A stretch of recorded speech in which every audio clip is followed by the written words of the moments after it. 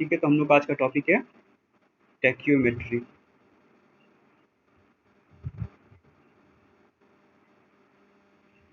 ठीक है, तो इससे सबसे पहले ये देखते हैं कि जब ये हो रहा था लेवलिंग, किसी का साउंड ऑन है, ऑफ कर लीजिए।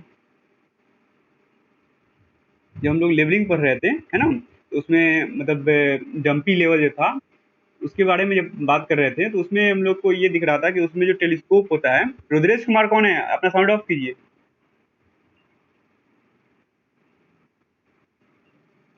ठीक है, तो उसमें जो डंपी लेवल था, उसमें जो टेलीस्कोप था, है ना, उस उस टेलीस्कोप में जो है हम लोग को ये दिख रहा था कि उसके आईपीस के पास जो है, आईपीस के पास ये डायफ्राम लगा होता है और उसमें क्रॉस हेयर हुआ करता था, है ना, ऐसा क्रॉस हेयर हुआ करता था।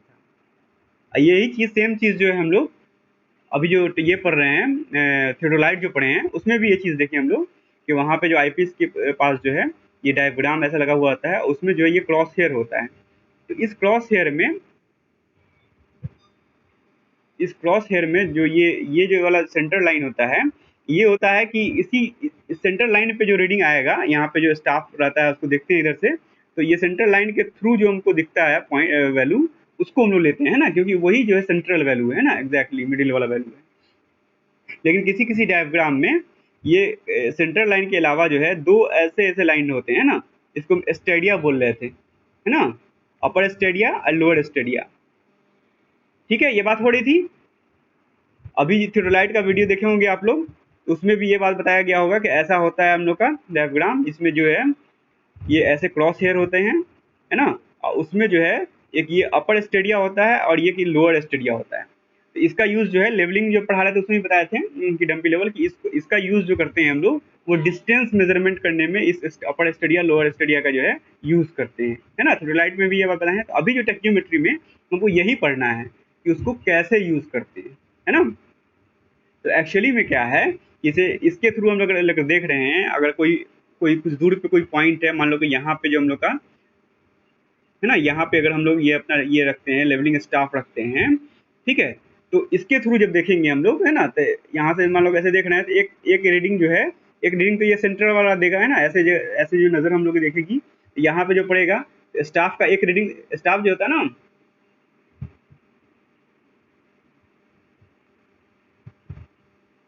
डिफ्लेक्शन एंगल पे कहाँ कोई न्यूमेरिकल है अमृता, टोटलाइट में डिफ्लेक्शन एंगल पे, इंक्लूडेड एंगल पे ना, तो वो मतलब इंक्लूडेड एंगल वाला जो क्वेश्चन होता है, वो तो आप लोगों ने इसमें पढ़ ही लिया है ना, कंपास सर्वे में। इसमें जो है वो सिलेबस का पार्ट है, लेकिन क्वेश्चन पूछता नहीं, क्योंकि वो कंपास सर्वे में पढ़ा दिया जाता है ना। अगर नहीं बनेगा तो बताइएगा, ऐसे देखोगे कभी इधर पूछा नहीं हुआ वो क्वेश्चन, क्योंकि वो कंपास सर्वे में पूछा जाता है। अच्छा, भेजना किस साल पूछे। ठीक है, भेजिएगा वो क्वेश्चन, है ना, तो करवा देंगे। मुझे तो नहीं दिखा था कि इधर पूछा है कि इंक्लूडेड एंगल वाला, सिर्फ इसमें जो है लैटिट्यूड एंड डिपार्चर पे ही क्वेश्चन पूछता है, यहाँ तो मुझे दिखा। अगर पूछता भी होगा तो ये तो सब आप लोगों ने एंगल निकालना जो है ना बियरिंग से, वो तो कंपास सर्वे में देखा ही था ना, तो वो तो खुद से हो जाएगा आप लोग का। ठीक है, फिर भी अगर नहीं बनता हो तो बताइए, भेजिएगा, क्लास में भी डिस्कस कर लेंगे। ठीक है, तो जो है हम लोग जो है इसके थ्रू जो देखते हैं, सेंट्रल लाइन के थ्रू, तो यहाँ पे जो है कोई रीडिंग दिखता है ना, ये जो अपना लेवलिंग स्टाफ हुआ करता था, ये 0 से 4 मीटर का हुआ करता था, यहाँ पे कोई रीडिंग आता था, तो वो हम लोग नोट करते थे, वो रीडिंग हमारा हुआ करता था, है ना, लेवलिंग करने में या फिर राइट में जो देखते हैं, ये सेंटर वाला रीडिंग ही देखते हैं हम लोग जनरली। तो अपर स्टेडिया लोअर स्टेडिया क्या यूज है कि जब इसके थ्रू देखेंगे हम लोग, यहाँ यहाँ पे इसके थ्रू ऐसे, तो यहाँ पे एक रीडिंग दिखेगा, है ना, ऊपर वाला जो स्टेडिया जहाँ पे टकराएगा इससे जाके रीडिंग यहाँ पर दिखेगा, और एक इसके थ्रू ऐसे देखेंगे तो एक रीडिंग जो है यहाँ पे दिखेगा, ये रीडिंग, है ना। तो ये दोनों रीडिंग का जो डिफरेंस होगा ना, यहाँ पे कुछ वैल्यू आया होगा तो उसका हाइट इतना होगा, यहाँ पे कुछ वैल्यू आया होगा उसका हाइट इतना होगा, तो इन दोनों के बीच का जो गैप है, ये डिस्टेंस जो है, इसको अगर बोल लें हम लोग कि ये एस है, ये एस है, तो यहाँ से और यहाँ के बीच का जो डिस्टेंस होता है ना, यहाँ से यहाँ के बीच का डिस्टेंस जो होता है, वो इक्वल टू हो जाएगा, डी इक्वल टू हो जाता है के एस प्लस सी। ठीक है, के एस प्लस सी हो जाता है, डी इक्वल टू। तो इसमें जो ये के है, हम बता रहे हैं यहाँ पे ये जो के है और सी जो है, ये इंस्ट्रूमेंट का कांस्टेंट है ना। के को जो है हम लोग के को मल्टीप्लाइंग कांस्टेंट बोलते हैं, मल्टीप्लाइंग कांस्टेंट बोलते हैं, है ना। ये इक्वल टू होता है F/I, ठीक है। और ये जो C है इसको एडिटिव कांस्टेंट बोलते हैं, क्योंकि ये जो है S के साथ गुना में है, इसलिए इसको मल्टीप्लाइंग कांस्टेंट, मल्टीप्लाई मतलब गुना करना। C जो है ये ऐड हो रहा है पूरे टर्म के साथ, KS के साथ, इसको एडिटिव कांस्टेंट बोलते हैं ना। ये जो है एडिटिव, एडिटिव मतलब ऐड करना, जोड़ना, ये एडिटिव कांस्टेंट है। ये इक्वल टू होता है F+D, ठीक है ना। यहाँ पे F जो है ये focal length of the objective है, I जो है ये है इंटरसेप्ट, ये स्टेडिया इंटरसेप्ट, मतलब ये जो डिस्टेंस होता है ना, ये अपर स्टेडिया लोअर स्टेडिया के बीच का, है ना, इसका डिस्टेंस है ये इंस्ट्रूमेंट का कांस्टेंट होता है। फिर ये जो D है, F तो समझ ही गए कि ऑब्जेक्टिव का, ये जो ऑब्जेक्टिव होता है ना, एक आईपीस होता है, एक ऑब्जेक्टिव होता है ना, दो ग्लास होता है, तो एक इसका फोकल लेंथ है F, और D जो है इसका ऑब्जेक्टिव का जो ऑप्टिकल सेंटर होता है उससे और इंस्ट्रूमेंट का जो वर्टिकल एक्सिस होता है उसके बीच की दूरी है। तो ये सब फिक्स चीज होता है ना। ये F/D/I, ये F, ये ना, ये सब फिक्स है। तो इसलिए F/I जो है वो मल्टीप्लाइंग कांस्टेंट है, जिसको हम लोग K बोल रहे हैं, ये कांस्टेंट होता है इंस्ट्रूमेंट का। और ये जो C है ये भी इंस्ट्रूमेंट का कांस्टेंट होता है। तो ये दो चीज जो है कांस्टेंट है। तो हम लोग सिर्फ ये S जान के इसके बीच, ये अपर स्टेडिया वाला वैल्यू और लोअर स्टेडिया वाला वैल्यू के डिफरेंस जान के हम लोग जो है इसके बीच की दूरी बता सकते हैं। D इक्वल टू KS+C होता है, ठीक है। ठीक है, ये बात समझ में आ गई। ये बात हाँ, पहले भी ये बात डिस्कस किए थे जब लेवलिंग पढ़ा रहे थे कि इसको डिस्टेंस मेजरमेंट में करते हैं। अब क्या है, टैक्योमीटर जो है, टैक्योमीटर एक ऐसा इंस्ट्रूमेंट है, एक थियोडोलाइट है ना। टैक्योमीटर क्या है, एक थियोडोलाइट है जिसका जो है एडिटिव कांस्टेंट जो है C 0 हो जाता है, बनाया जाता है जबरदस्ती, है ना। और जो मल्टीप्लाइंग कांस्टेंट जो है उसको 100 बना दिया जाता है, ऐसा इंस्ट्रूमेंट बना ही जाता है उसका। टैक्योमीटर क्या है, ये थियोडोलाइट, यहाँ पे डंपी लेवल वर्ड यूज नहीं कर रहे हैं, क्योंकि जो टैक्योमेट्री में जो इंस्ट्रूमेंट यूज होता है थियोडोलाइट ही होता है। डंपी लेवल चूंकि वर्टिकल प्लेन में नहीं घूम सकता है, सिर्फ हॉरिजॉन्टल प्लेन में ही ऐसे घूमता है, ऐसे नहीं घूमता है ना, इसलिए उसको यूज नहीं करते इस काम में, ठीक है। A theodolite whose K equal to 100 and C equal to 0, तो उसको जो है हम लोग टैक्योमीटर बोलते हैं, ठीक है। और इस टैक्योमीटर से अगर ऐसा हो जाता है कि C 0 हो जाता है और K आपका 100 हो जाता है, तो आपका D कितना आसान हो जाएगा, D निकालना, ये हो जाएगा 100 इंटू S, है ना। S का जो भी वैल्यू आएगा उसमें 100 से गुना कर दीजिए, तो आपका डिस्टेंस का वैल्यू निकल जाएगा, यहाँ से यहाँ पे कितना डिस्टेंस है, आपको कोई चेन लगाने की जरूरत नहीं है ना। लेकिन ये बात है कि ये जो है इतना परफेक्ट आंसर नहीं देता है, लेकिन फिर भी जल्दी में ये बहुत अच्छा वैल्यू दे देता है, ठीक है। क्योंकि थोड़ा सा भी आपको रीडिंग लेने में थोड़ा दिक्कत हुआ, ये स्टाफ ऐसे की जगह पर थोड़ा सा भी ऐसे हो गया, तिरछा हो गया, तो रीडिंग बहुत अल्टर आ जाएगा, और ये 100 से गुना होने के बाद डिफरेंस बहुत ज़्यादा आ जाएगा, एक्चुअल डिस्टेंस कुछ और है, ये कुछ और दिखा देगा, है ना। तो ये इसका ड्रॉबैक है, लेकिन जो है इस विधि से जो है बहुत आसानी से डिस्टेंस निकल जाता है, खास करके वहाँ पे जहाँ पे यहाँ से यहाँ के बीच में जाना, चेन ले जाना बहुत मुश्किल हो, ऐसा ग्राउंड हो कि चेन नहीं ले जा सकते हैं, तो वहाँ पे इस विधि से बहुत आसानी से डिस्टेंस निकल सकता है, ठीक है। तो टैक्योमीटर क्या है, एक ऐसा थियोडोलाइट है जिसका जो है मल्टीप्लाइंग कांस्टेंट जो है K 100 बना दिया जाता है ना, क्योंकि ये F/I है, ऐसा F और ऐसा I सेट किया जाता है कि ये K हो जाता है, और C जो है उसका 0 बनाया जाता है ना, ये F+D का वैल्यू जो है ऐसा कर दिया जाता है कि उसका ऑप्टिकल सेंटर और D के ये जो एडिशन इसका ये 0 हो जाए, ठीक है। तो इसके लिए इस C को 0 बनाने के लिए हम एक लेंस का यूज करते हैं जिसको बोलते हैं एनालिटिक लेंस, एनालिटिक लेंस, है ना। एनालिटिक लेंस क्या है, एक कॉन्वेक्स लेंस है, ये क्या है, ये कॉन्वेक्स लेंस है, एक कॉन्वेक्स लेंस है which makes C equal to 0, additive constant को जो है वो 0 बना देता है ना।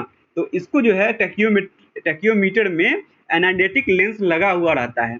इस एनालिटिक लेंस का क्या काम होता है कि वो जो है इस एडिटिव कांस्टेंट जो है C इसको 0 बनाता है, उस लेंस की हेल्प से वो ये आईपीस और यहाँ पे दिख रहा होगा, ये आईपीस और ऑब्जेक्टिव के बीच में एक एक्स्ट्रा लेंस लगाया जाता है, एनालिटिक लेंस, है ना। उसके हेल्प से क्या होता है कि एडिटिव कांस्टेंट को वो 0 बना देता है ना। चाहे थियोडोलाइट में पहले जो 0 नहीं रहा होगा, लेकिन उसके यूज से वो 0 हो जाता है, ठीक है। लेकिन इसके ये भी एक नुकसान होता है इस एनालिटिक लेंस लगाने से कि चूंकि बहुत ज़्यादा ये होता है, मतलब रिफ्रैक्शन होने लगता है लाइट का। एक बार लाइट इन किया एक एक एक इससे लेंस से, फिर दूसरे लेंस में गया, फिर तीसरे लेंस में, तो थोड़ा धुंधला होने लगता है रीडिंग, है ना। लेकिन ये आपका कैलकुलेशन करना बहुत आसान कर देगा। ये एडिटिंग कंस्टेंट 0 कर देने से आपका ये इक्वेशन बहुत ईजी हो जाता है ना। तो पूछेगा आपको एक एनालिटिक लेंस क्या होता है, डेफिनेशन वगैरह, तो आपको ये डिफाइन करना होगा, है ना, कि एनालिटिक लेंस वो है जो एडिटिव कांस्टेंट जो कि f प्लस डी होता है उसको 0 बना देता है। ठीक है। तो टैक्योमेट्री में एनालिटिक लेंस, टैक्योमीटर में एनालिटिक लेंस होता है, और इस विधि से जिसमें d इक्वल टू के एस प्लस सी होता है, से हम डिस्टेंस मेजर कर लेते हैं। डिस्टेंस के अलावा जो है हम लोग लेवलिंग भी कर लेते हैं, जो हम लोग आगे देखेंगे। तो इस विधि को टैक्योमेट्री बोला जाता है। ठीक है ना, इसको टैक्योमेट्री बोलते हैं इस विधि को। तो ये जो है हम लोग का d इक्वल टू के एस प्लस सी जो है, इसको हम लोग इस्तेमाल करेंगे। ठीक है। लेकिन कभी कभी क्या होता है कि आपको जो है ये टैक्योमीटर बना बनाया जिसका जो सी 0 हो और के जो है उसका 100 हो, ये बना बनाया नहीं मिलता है।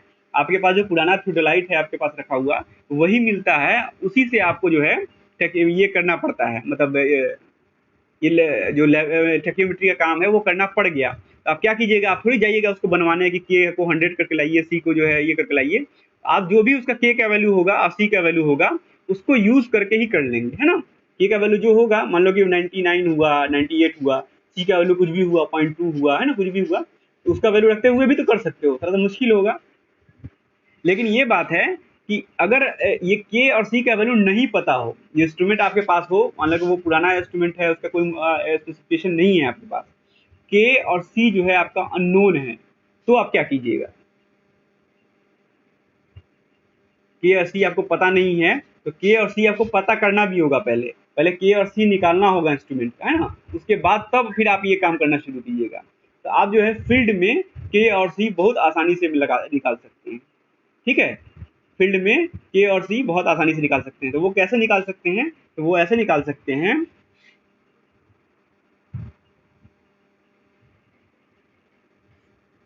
फील्ड डिटर्मिनेशन ऑफ या field measurement of, field measurement, एक तो लेबोरेटरी से आप जो है फोकल लेंथ का जो ये जो है के जो है एफ बाई आई है, तो लैब में ले जाके उसका फोकल लेंथ निकाल लीजिए, उसका आई का वैल्यू निकाल लीजिए, उसके फिर ये एफ और डी का वैल्यू निकाल लीजिए।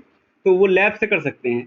तो हम लोग वो लैब में नहीं जाएंगे उतना रिसर्च करने, हम लोग फील्ड में जा रहे हैं, हमको आगे लैब कर रहे हो तो फील्ड वर्क करना है। तो फील्ड में ही जो है के और सी का आपको पता नहीं है के व सी का वैल्यू, आप फील्ड में निकाल सकते हैं ना। फील्ड मेजरमेंट ऑफ के एंड सी। ठीक है। तो ये कैसे करेंगे आप, तो इसके लिए ये है कि आप जो है अपने इंस्ट्रूमेंट से, जैसे ये आपका इंस्ट्रूमेंट है ना, ये इंस्ट्रूमेंट है आपका, तो इससे आप ये करेंगे कि, और ये आपका मान लो ऐसा कोई ग्राउंड है, तो कोई नोन जगह पे, जैसे यहाँ से कोई डिस्टेंस जो नोन हो आपको, उस डिस्टेंस पे आप इसको रखेंगे, है ना, ऐसे। और ये जो इसका जो वैल्यू आएगा यहाँ से, मतलब यहाँ से 3 रे जाएगी ऐसे से, तो इसका जो ये वैल्यू आएगा वो वैल्यू नोट कर लेंगे ना। और ये जो वैल्यू नोट कर लेंगे, और ये वैल्यू जो है हम चेन से मेजर कर लेंगे। ग्राउंड पे कुछ नोन जगह पे होगा जहाँ पे मेजरमेंट हो सकता है। तो मान लो कि ये डिस्टेंस d1 है, और ये जो इंटरसेप्ट आया ये s की जगह पे s1 मान लेते हैं ना, पहला ले रहे हैं।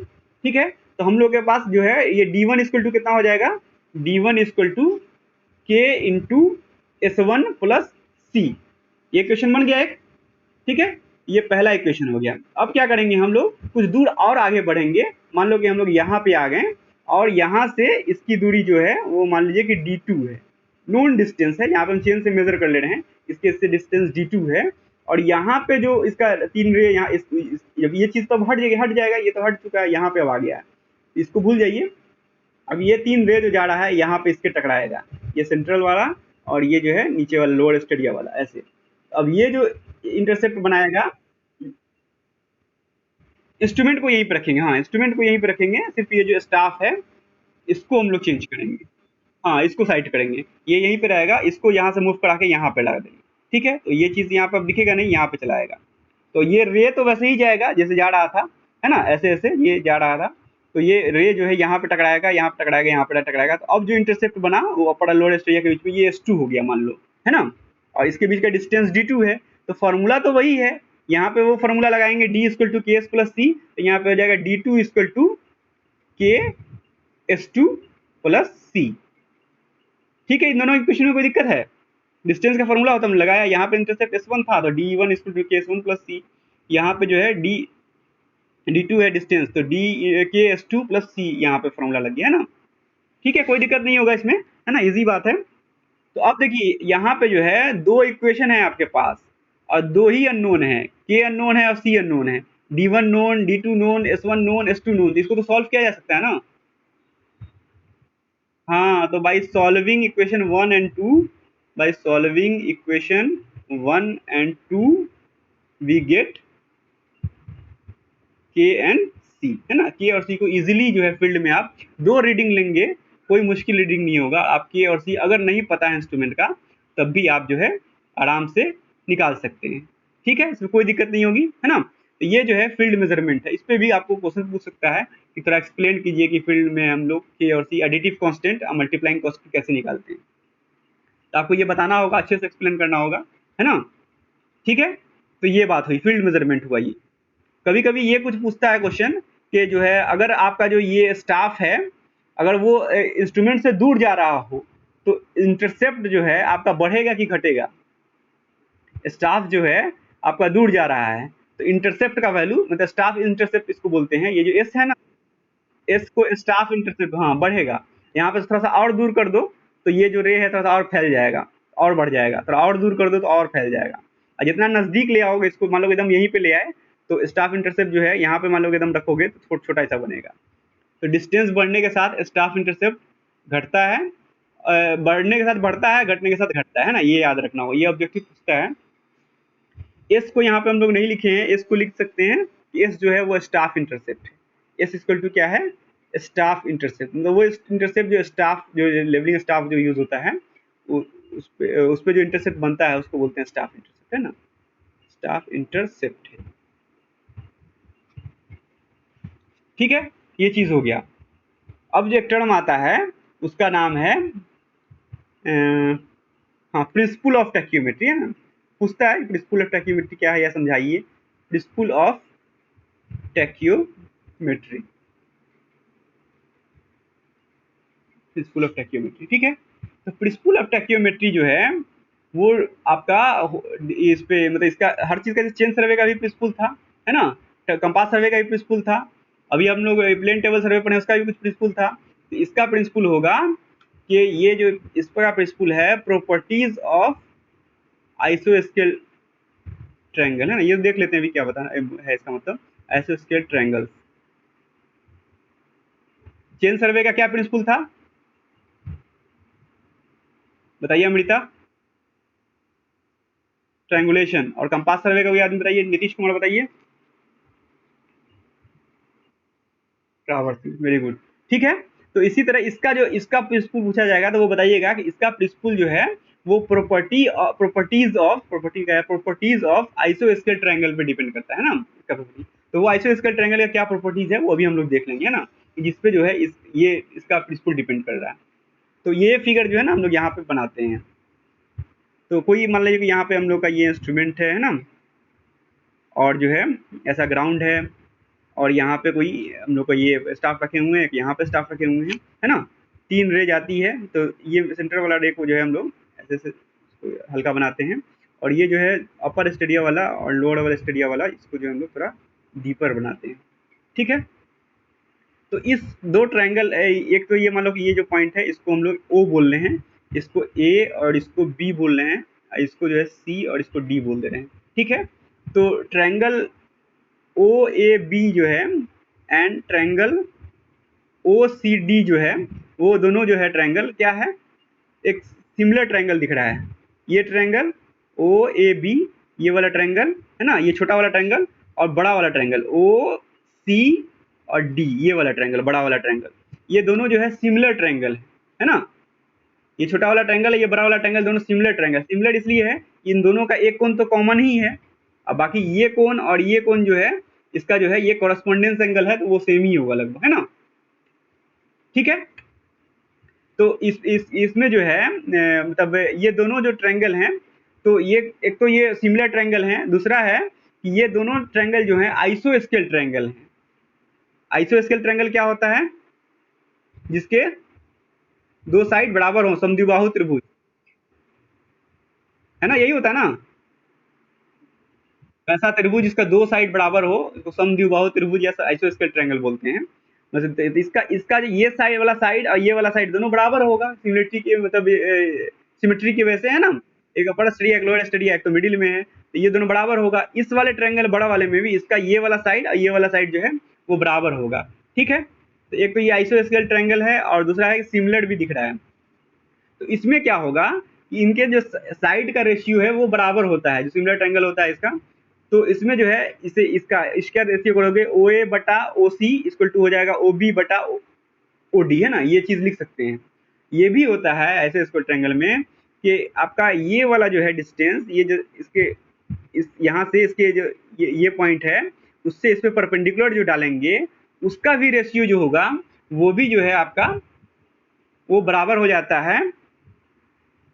देख लेते हैं, साइड के बराबर हो जाता है। जैसे ये जो है ना, क्या बोलते हैं इसका, जैसे इसका यहाँ से परपेंडिकुलर डालेंगे तो ये वाला पॉइंट है, मान लो इसका नाम कुछ रख देते हैं, ये मान लो कि ये P है और इसका ये Q है, तो OP बटा OQ इक्वल टू AB बटा CD, ये लिख सकते हैं।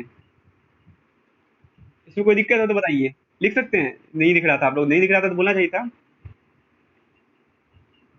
ठीक है। तो ये OP मतलब इस छोटे वाले ट्रायंगल का यहाँ से इसके एपेक्स से जो है इसके यहाँ पे जो ये परपेंडिकुलर डाला गया है वो वैल्यू डिवाइडेड बाय इस बड़े वाले ट्रायंगल का वही वैल्यू, एपेक्स से सेंटर वाला वैल्यू, उसका रेशियो जो होगा वो बराबर होगा इसके इस वाले साइड और इस वाले साइड के रेशियो के, है ना।